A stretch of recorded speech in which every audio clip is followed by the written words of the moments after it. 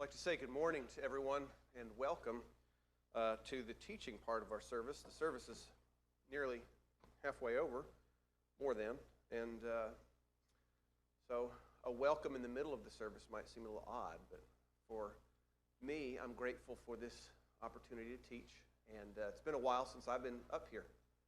We were anticipating being out of the country, and so I was off the schedule for about a month, and then that trip didn't work out. So it's been very nice the past few weeks to get to sit in the audience and listen. I've enjoyed that a lot. I want to say a special welcome to our guests. I hope after services, those of you who have not had the chance to shake the hand of Simon Peter would meet him. It's a great name, Simon. I enjoy it. Simon lives here locally and saw us last Sunday, I believe, at the building, and then decided to come and join us today. So you're very welcome. Thank you for being with us. For those that gathered yesterday to pass out flyers, and for those who prayed for that, thank you for your prayers and thank you for your participation. We had a visitor join us this morning. Her name was Diana. She was unable to stay for the entirety of the service because of some other commitments, but she wanted to stop by and left her information for us, and I can tell you who it was that left a flyer on her door. I'm not going to because I don't want to diminish what the other 20 people did. But I just want you all who came, and for those of you who prayed for that, to acknowledge that those types of ministries are important, and it's good to spend time simply sharing that we're here. There's a lot of people that live around us that don't know we're here, and one of those stopped by today for a little bit. So thank you for your help. Just as a personal word on the handout, we're going to use the handout. Brady's got 4 extra copies here, so Brady, will you stand up? And if anybody wants to raise their hand, it's a collector's item, and so you can use it to help you in the study this morning. There's one in the back, Brady, I saw. And anyway, there's some blank spaces on there for those who enjoy taking notes, but not a whole lot in case you missed something and then later you wanted to study it, but then you didn't know what to study because it was blank. So there's a few spots, but by and large it's very information dense. The fonts, I tried to stay size 12, but if you have trouble reading size font smaller than 12, get your glasses out because I had to pack a lot in there. But I hope that this handout will be helpful beyond just this sermon, but maybe throughout the week you can study the book of Ruth on your own. Just a word about my health. I do have the black lung, as you've probably heard this morning. I'm very self-conscious of it, and I wish I could have this cough drop in my mouth while I was preaching, but it would probably shoot out. So I won't, to save you all that embarrassment. But I've had it for about 3 weeks now, so please pray that I can get over this, because, man, it will not let me go. So, let's begin in the story of Ruth. Now, the story of Ruth is a story of redemption. So that's why the title is Ruth, a story of redemption. And this book is a very special book to many of us. I believe it's likely that several of you have studied this book again and again, have read through it again and again. If this is your first time to study through this book, I think you're in for a really, really important study. It's going to be this week and next Sunday. So it's going to be a mini-series that lasts 2 sermons. And today we're going to be covering the introduction in chapters 1 and 2. And then next Sunday we'll cover chapters 3 and 4, as well as review some of the major themes and applications that we can take away from this book. So I hope that it's helpful for us. It's part of a very fluid series in the month of August that some of our teachers have had. I hope that maybe if you didn't get the chance to be here, maybe you saw it available in the email to watch, but Eric led a study on women at the cross, and then Jacob led a study on the prophetess Deborah, or the judges Deborah. I guess she was a prophetess as well. But anyway, this is in that vein. It seems like this month in August, some of us want to highlight and emphasize some of these godly women. It's really important when we read scriptures like Proverbs 31 that talks about the virtuous woman, that there are not only, different characteristics of her, but there's also examples of her throughout the scriptures of godly women who overcame a lot of their circumstances and obstacles because of their faith, and they serve as great examples for us. It's important to remember this as we begin. We want to look at Ruth in the lens or the context of what was going on in her time, not in what the context of is going on in our time. And so it's very easy to read in some of our own desires for her, for Boaz. Maybe we want to turn it into a very romantic love story. That romance, that type of literature didn't exist back then, nor did that type of courtship. Maybe we want to read in that she's a girl boss and that she's going to do whatever she wants. That's not how the culture worked back then. And so we want to give Ruth the honor of making a faithful life within the context of the history around her. So we'll spend some time looking at that today. But let's jump in, shall we? The introduction of this book. If you look on the front page of your handout, or you can look up here on the PowerPoint. And forgive me, I forgot to start my subtitles. So now, there we are. There's the subtitles in Spanish, if anybody would prefer to be listening or reading in that language. Now, I really enjoyed this quote by John MacArthur. I do not quote him often, but he says, "What Venus is to statuary and the Mona Lisa is to paintings, Ruth is to literature."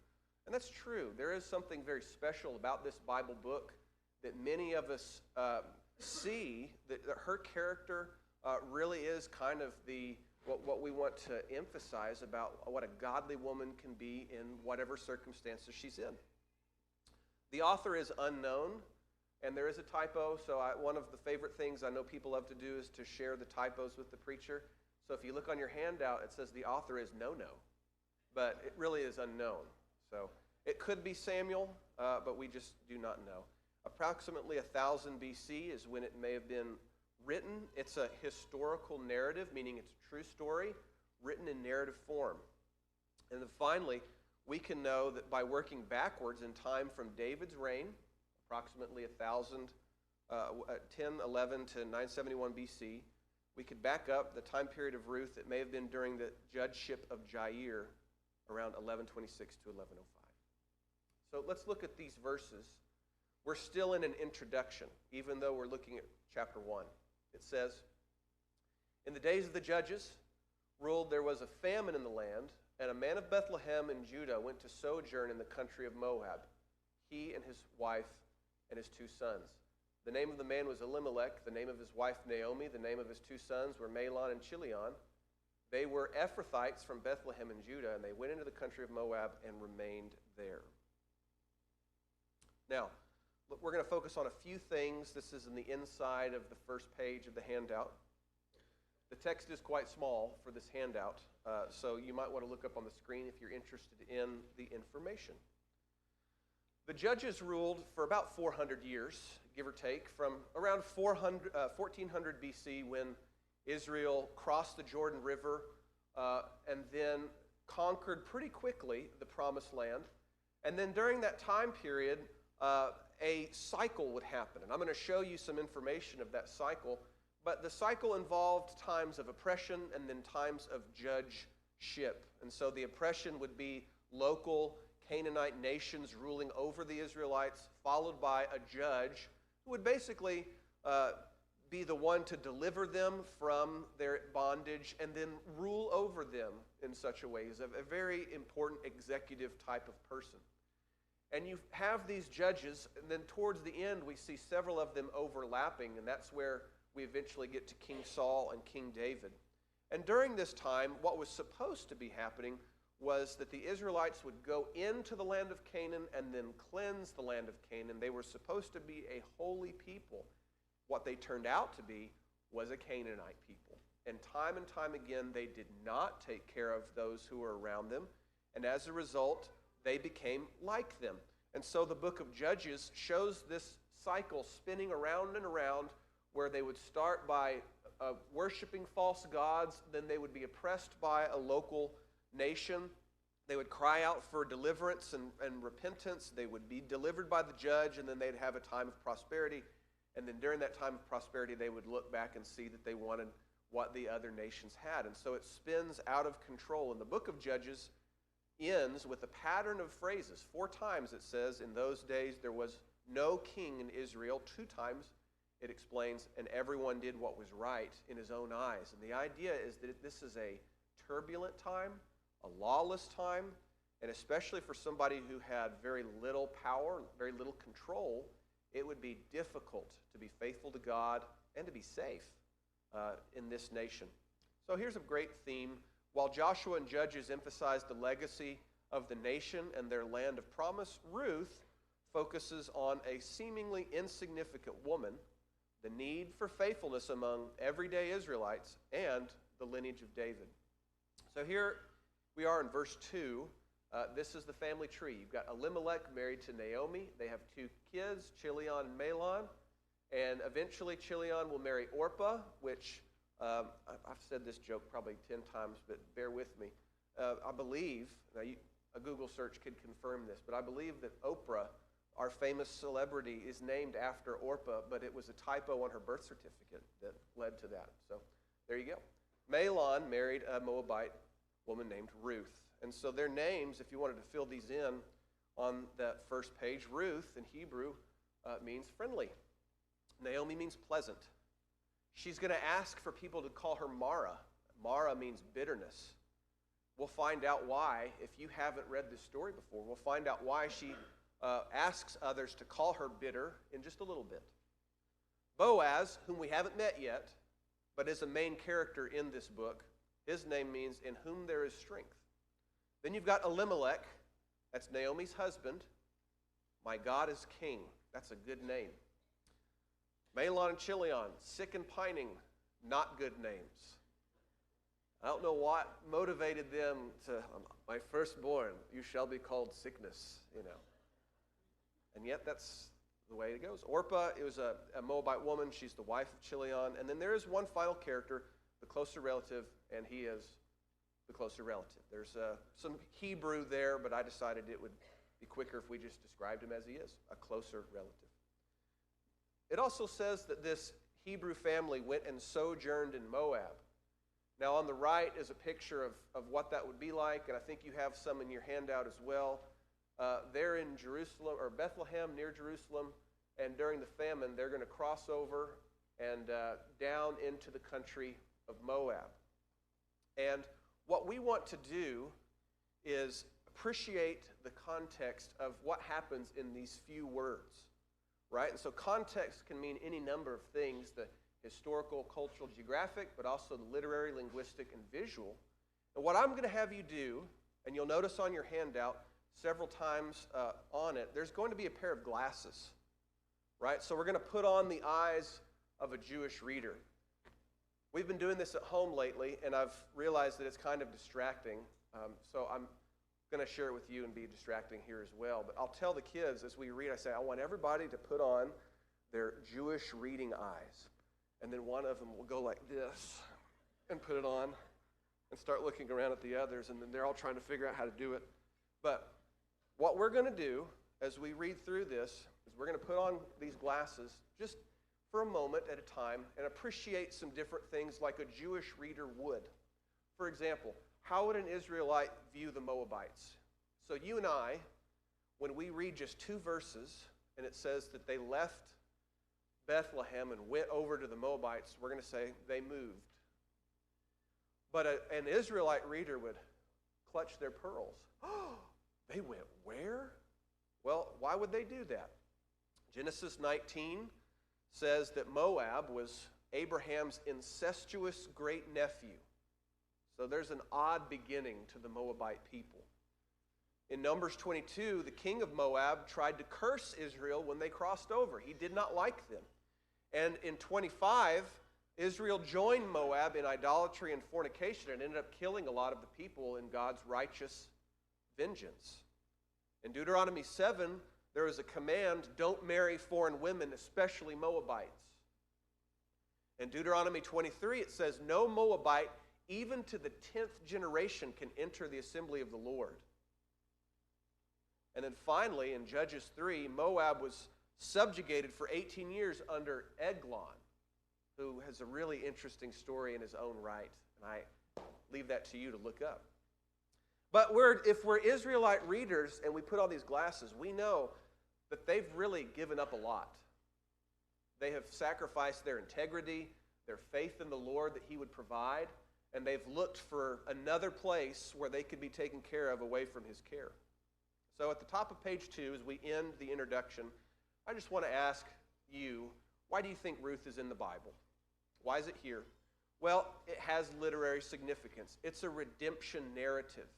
Redemption narrative is that great theme running from Genesis all the way through Revelation that talks about why Jesus came, why He died, why He resurrected, and how we have hope through His death, burial, and resurrection. Ruth will be part of that theme, and that's why it's significant.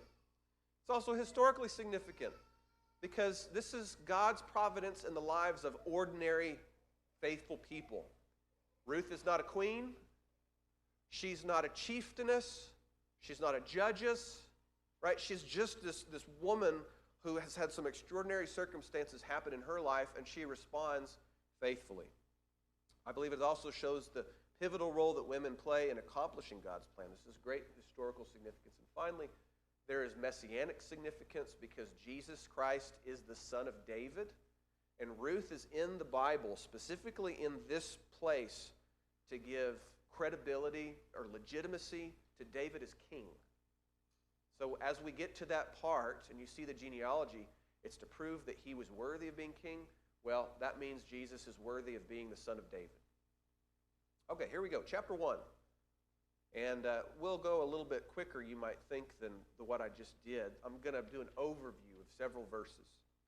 The prodigals leave their home for Moab, which is a scourge of Israel.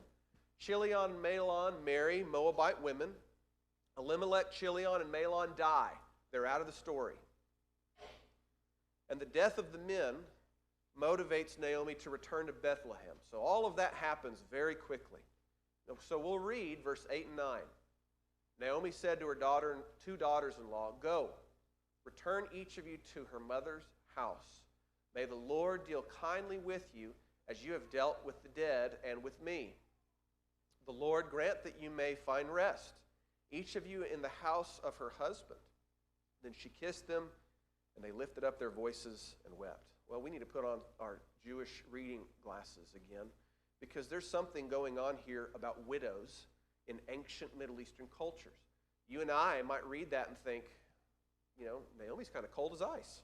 They say they want to go with her, and she says, no, get on out of here and go find another husband. They should get time to do what they want to do, right? Well, in ancient times, the primary purpose of women in marriage was to produce children and heirs and carry on the family line. And so a childless widow, that's Orpah and Ruth, a childless widow would endure double adversity with no husband to provide for and protect her and no son to carry on the family name and care for her in her old age. They did not have some of the privileges and blessings that we have in America. And so if there is not a complete family unit, it was very often that the widow would be not taken care of. We can find an example of the disgrace of a widow and the precarious position that she's in from Genesis 38. And I would encourage you to read the story of Tamar and the lengths that she goes to take care of herself. And it involves fornication with her father-in-law, and he doesn't even know. And then when he tries to be righteous and execute her, and all of the, even as I'm telling it, it just sounds wild. She explains that he was supposed to take care of her, and he didn't, and he says, you know what, you were more righteous than I were. There's not really a hero in the story, per se. But that's how desperate it could get during these times. And so widows were often grouped with vulnerable members of society, such as the fatherless, the foreigner, and the poor, from Deuteronomy 4, 16, 24, and 26. Some of the most special words come from Ruth chapter 1, in my opinion. says, and they lifted up their voices and wept again. And Orpah kissed her mother-in-law, but Ruth clung to her. And Naomi said, "See, your sister-in-law has gone back to her people and to her gods. Return after your sister-in-law." But Ruth said, "Do not urge me to leave you or to return from following you. For where you go, I will go, and where you lodge, I will lodge. Your people shall be my people, and your God, my God. Where you die, I will die, and there I will be buried. May the Lord do so to me, and more also, if anything but death parts me from you." And when Naomi saw that she was determined to go with her, she said no more.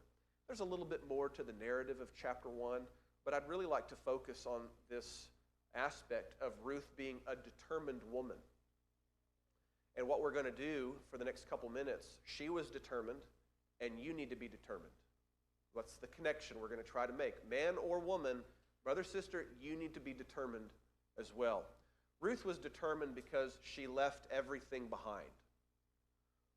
Many of you have left your home state to move to Texas, recently even.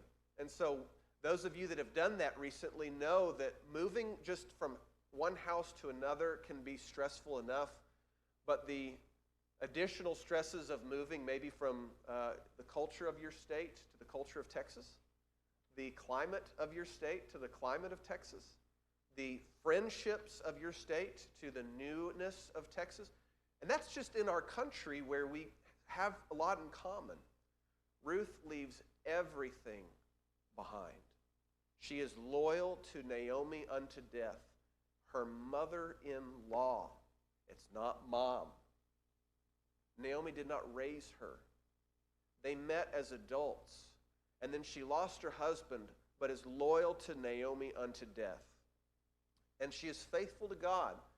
A lot of commentators believe that Ruth did not have a great understanding of the Scripture, the same that maybe somebody born and raised in the Jewish culture would have. But what is praised is that she knew enough to follow Naomi's God.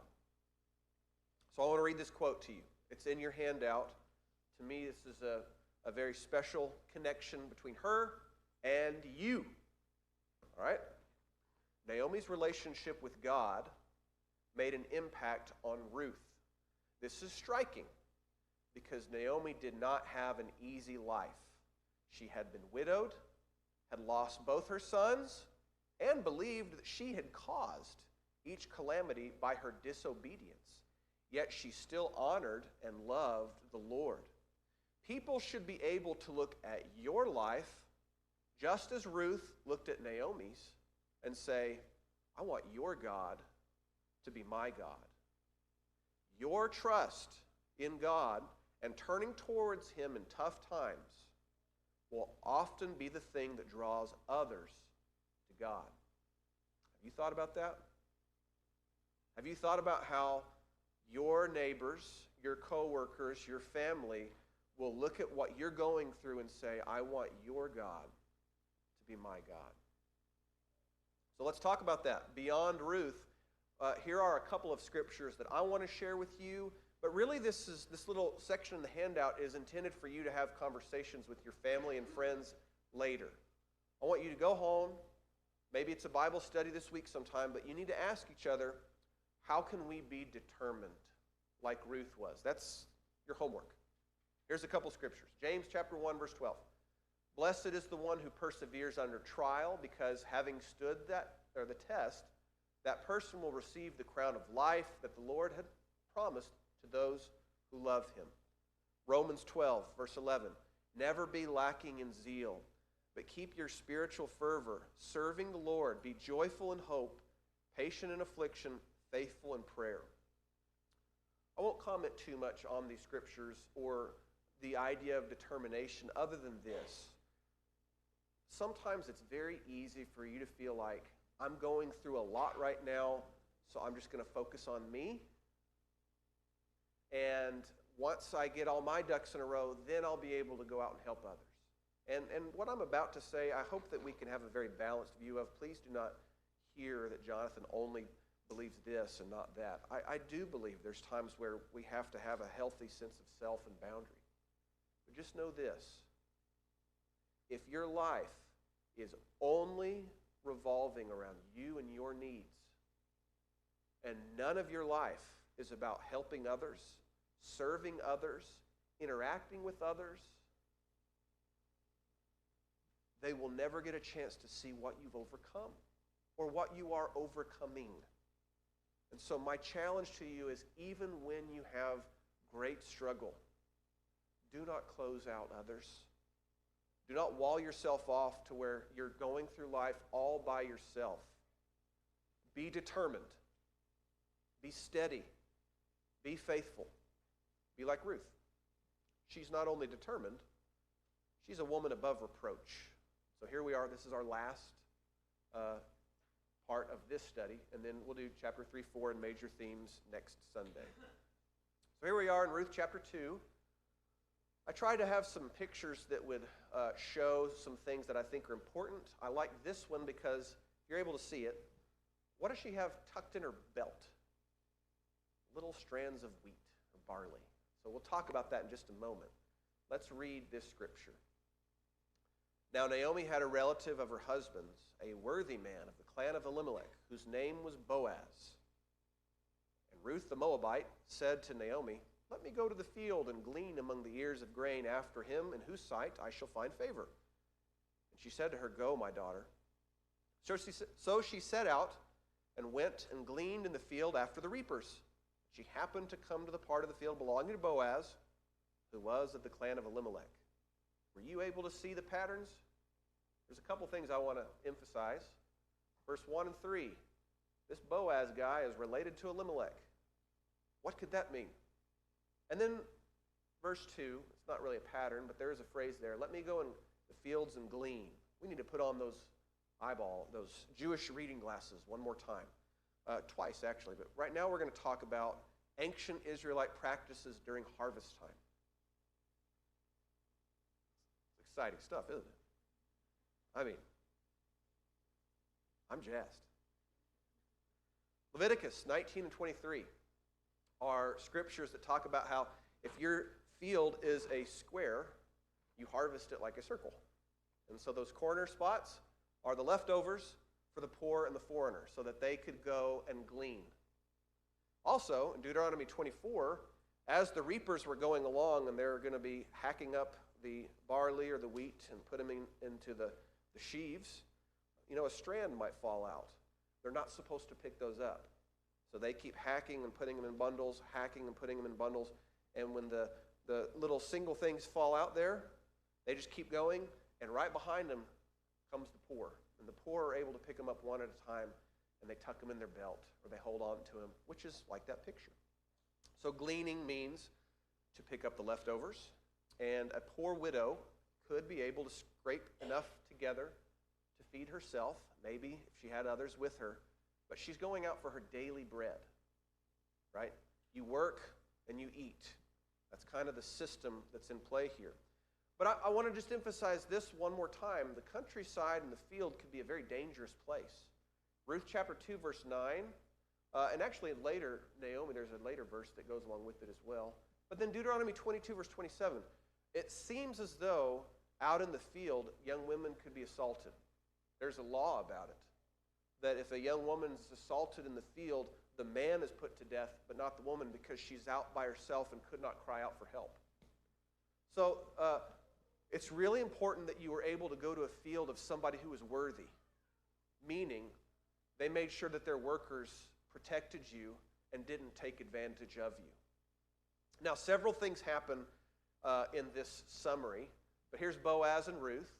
And first he talks to his young men, and he says, "Who is that?" Right? Because there's the poor people out there, and it says the young women that worked for Boaz in general. But this is somebody that looks different. So he says, "Who's that?" And I like what the young man says. He says, "This Moabite woman named Ruth, who's staying with Naomi, and she's a Moabite." He says it twice in the same breath, like she's a foreigner. This is not one of our women. Anyway, explains that she's in town and staying with Naomi and taking care of her. And so this is the conversation that they have. Boaz says, "You will listen, my daughter, will you not? Do not go to glean in another field, nor go from here. But stay close to my young women. Let your eyes be on the field which they reap, and go after them. Have I not commanded the young men not to touch you? And when you are thirsty, go to the vessel and drink from what the young men have drawn. Okay, remember, we've got these on, don't we? And we know that he's just offered her protection. This is a big deal. And so she responds, why have I found favor in your eyes that you should take notice of me since I'm a foreigner? She knows her place and what he's just done, and it doesn't make sense. So he says, it's been fully reported to me, all that you've done for your mother-in-law since the death of your husband, and how you left your father and your mother and the land of your birth and have come to a people whom you did not know before. The Lord repay your work, and a full reward be given you by the Lord God of Israel, under whose wings you have come for refuge. We're going to talk about that phrase more next Sunday, about coming under the wings of someone's refuge or being covered by them. But for now, we're just going to show what she says in reply. And she says, let me find favor in your sight, my Lord, for you've comforted me and have spoken kindly to your maidservant, though I'm not like one of your maidservants. And I love that interaction. That's great stuff right there. This is better than Jane Austen, if you're into that sort of literature. But we have a man who is willing to see that she's above reproach. She's gone after her mother-in-law. Instead of staying with her family, she's converted to the faith. And all the while, this woman is working hard. The Bible says in verses, I think, 4 and 5, that she was up there really early and never stopped except for one time briefly to take a rest, and then she's back at it. Works all day long. Remember, gleaning is to pick up the leftovers. So there she is, picking up the leftovers. And then at the end of the day, verse 17, she gleaned in the field until evening and beat out what she had gleaned. And it was about an ephah of barley. So here's an example of some women who are beating out the little kernels out of the stalks, and then they're going to put those kernels in a bag. She got an ephah of barley. An ephah, right? It's 7.5 gallons. That's a lot of grain. That's more than a loaf of bread, isn't it? Well, do you want to know why? Well, we kind of missed some of it, and I won't go too much into it, but that evening, Boaz, whenever they take their meal, he invites her to come and eat with the workers. She has fellowship. He breaks bread and gives her some. She has fellowship in the sight of everybody. What's really interesting, I don't know if you've read this before, but she eats and she has some leftover, and she puts the leftovers maybe in her bag, maybe in her garment, and later she's going to give the leftovers to Naomi. So I always thought that's neat. It's like, you go to a wedding and you get the dinner roll, one for your plate, one for your bag, one for your plate, one for your bag. Not saying anybody does that here. But Ruth, the point is this, not that she's just being, stingy. She cares for Naomi. She is being just gifted all of this abundance of fellowship and this food. And her thoughts aren't about, I deserve this, I've put in a long day's work, now I get to have this reward. Her thoughts are, what about mom? And so she makes sure that she takes care of mom. Well, as they go back out to work in that final part of the day, Boaz says to the young men, hey, I want you to make sure you drop a little bit extra. And so not only are they cutting and putting in the bags, and when one falls out, they're supposed to drop a few more for her. And so she picks up 7.5 gallons worth of barley.